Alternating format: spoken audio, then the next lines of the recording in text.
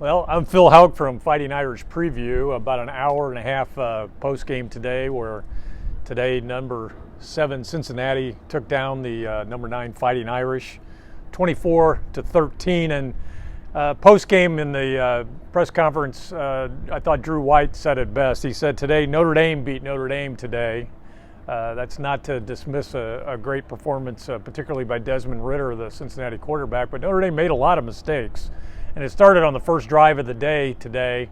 Notre Dame went right down the field, mixing in some runs and some by Kyron Williams, as well as some catches by Michael Mayer, down to the 6-yard line, and Jack Cohn threw the first of a couple of interceptions the Irish threw today in that situation, so a missed opportunity there. And then later, in the second quarter, actually the score was 0-0 at the end of the first quarter. Tyler Buckner was in. He threw an interception, giving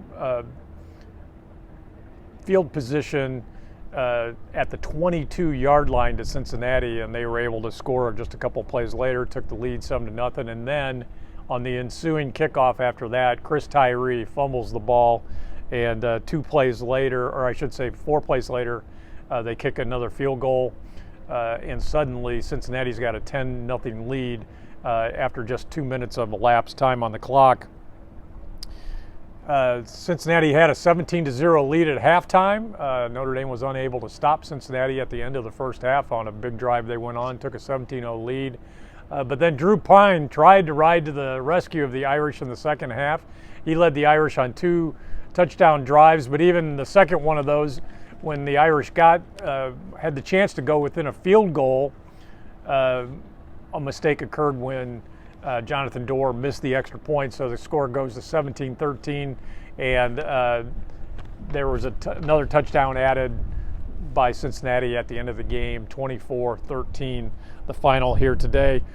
Post-game, 3 quarterbacks playing for Notre Dame today, and I think Brian Kelly recognized that is not a sustainable situation. They have got to figure that out, and that was a big emphasis from Brian Kelly post-game.